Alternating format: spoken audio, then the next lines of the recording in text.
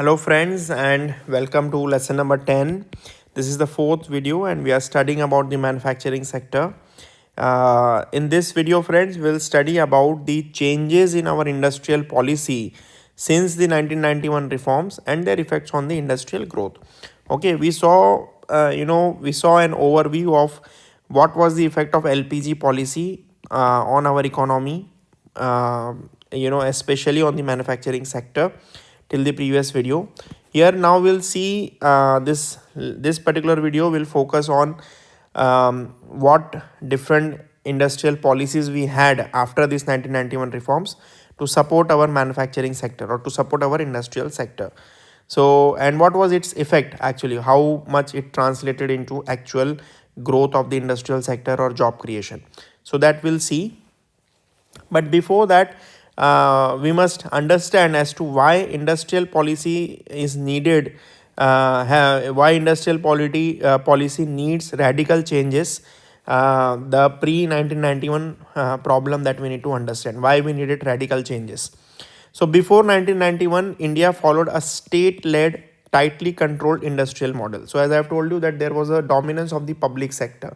Many sectors were closed for private sector participation. Our economy was virtually not open for FDI. Okay, till very late.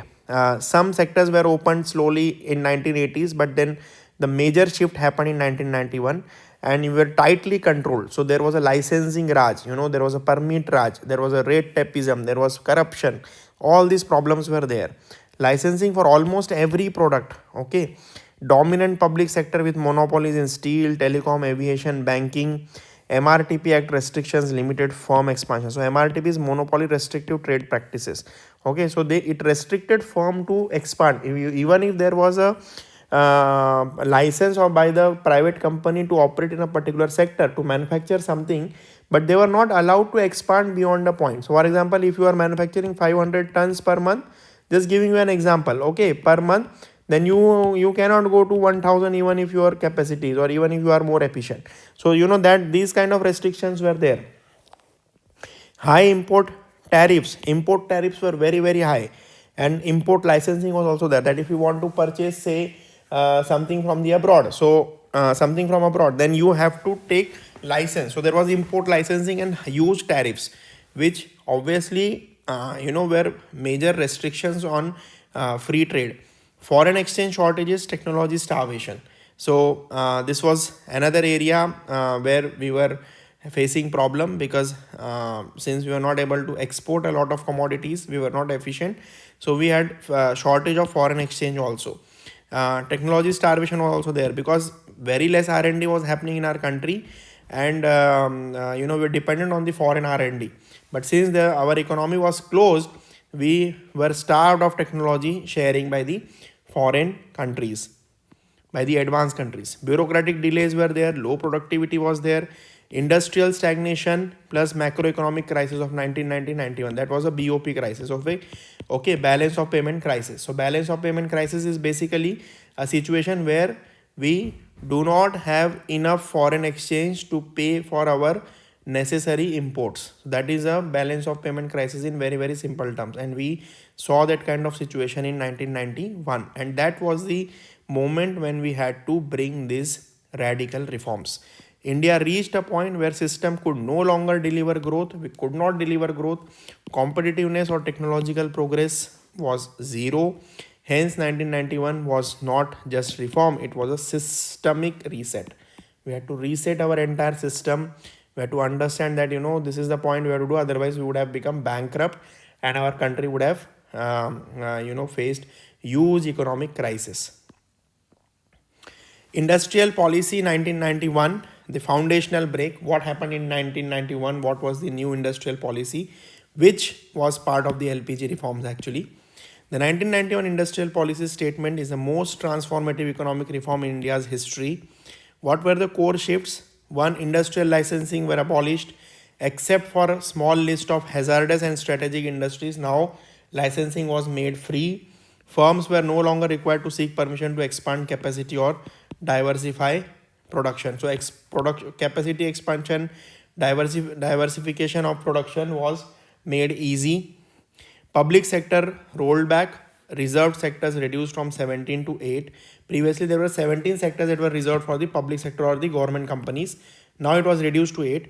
Now just a narrow list. So it is further reduced, like atomic energy, defense, etc. This again, in the recent news you must be hearing, 2025, the government is mulling over the bill to make private sector participate in the nuclear energy also. Start of disinvestment or privatization. So government started disinvesting in many PSUs. FDI and technology liberalization. Automatic approval for foreign equity in many sectors. Automatic approval meaning they don't have to pass through a lot of licensing and a lot of permissions. Technology agreements freed from prior approvals. MRTP Act was replaced by Competition Act. Large firms could expand freely without restrictions on size. Then trade liberalization and devaluation of our currency was made in order to make our exports cheaper. There was a sharp tariff cuts, removal of import licensing, and full convertibility on current account, meaning if you are doing conversion of rupee into dollar or dollar into rupee, then or any other currency for that matter, for trade purpose, that is trade in services or goods or primary transfer, secondary transfer, that is current account. So it was made full convertible, meaning you can convert any amount of money from rupee to dollar or dollar to rupee or any other currency, and it paved the way for export competitiveness. There was no restrictions. Post 1991 evolution can be divided into three distinct phases actually of industrial policy. First phase was 1991 to 2000.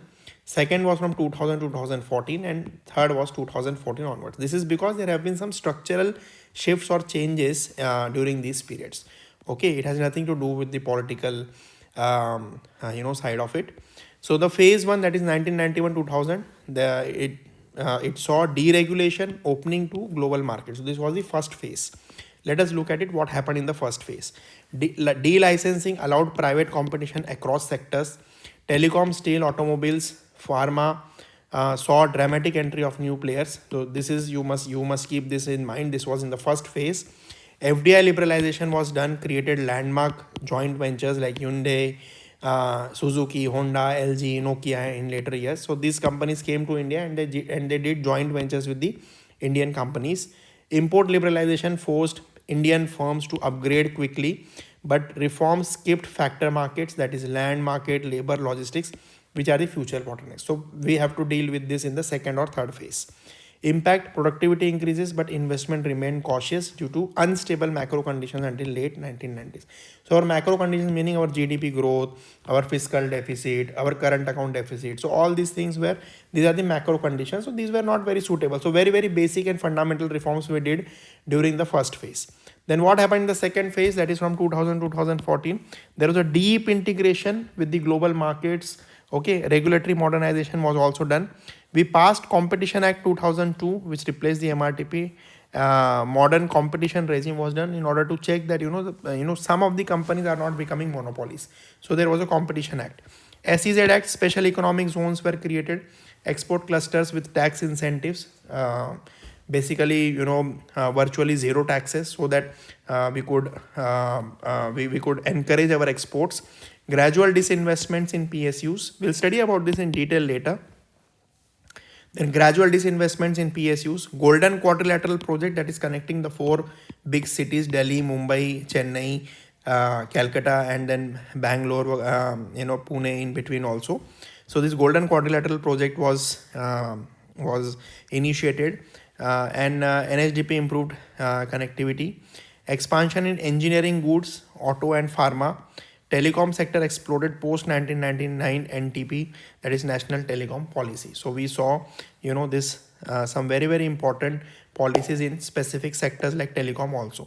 And IT and IT enabled services became global leaders. So even today we are the global leaders when it comes to information technology and information technology enabled services. So IT enabled services are the services which are enabled because of the information technology, like business process outsourcing, consultancy. So because we can now work by sitting here in the country, they're not directly coding or not directly creating software, but giving services using this software. So that's why they are called IT enabled services, ITES. Okay, just try to understand this minor difference.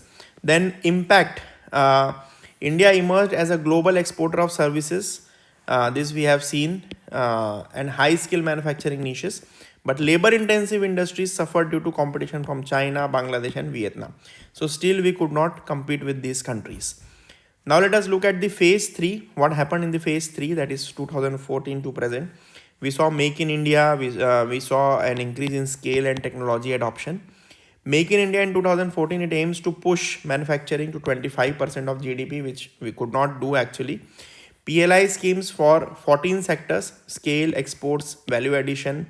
In 14 sectors, we have production linked incentive schemes, which is aiming to increase the scale of production, because it is production linked incentive, meaning how the more you produce, the more incentive you will get.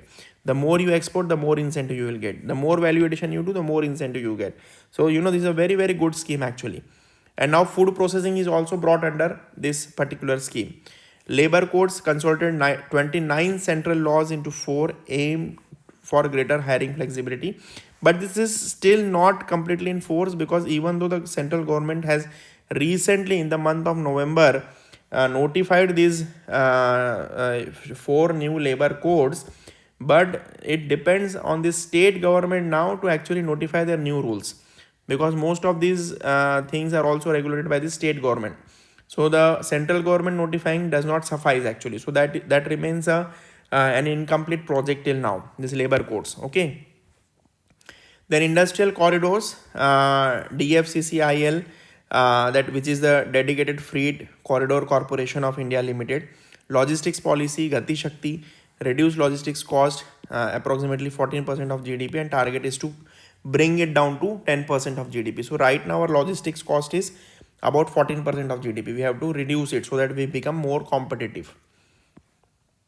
Electronics manufacturing boom, smartphone components, defense production, semiconductors, renewable manufacturing prioritized. So these are the sectors which we have prioritized now. What is the impact of these recent policies? India integrated selectively into global value chains. So the global value chains, meaning if there is a production of say mobile phone, so mobile phones will have a lot of different components. So for example, one component is getting manufactured in Taiwan, one component getting manufactured in Hong Kong, another in Singapore. So and these are, so for example, the first component is in Taiwan, it goes to then Hong Kong. Then Hong Kong, some more assembly will be done, then sends to Singapore, and Singapore sends to India. So this is a value chain actually. Okay, the value keeps on adding. So we are getting integrated into this global value chains. Manufacturing growth received in pockets. Electronics, automobile saw growth, but broad-based industrial transformation is still incomplete. So we could not still see a lot of industrial expansion across different sectors, especially MSMEs, job creation.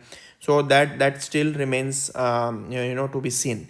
We'll continue studying about manufacturing sector in the next video also. Thank you.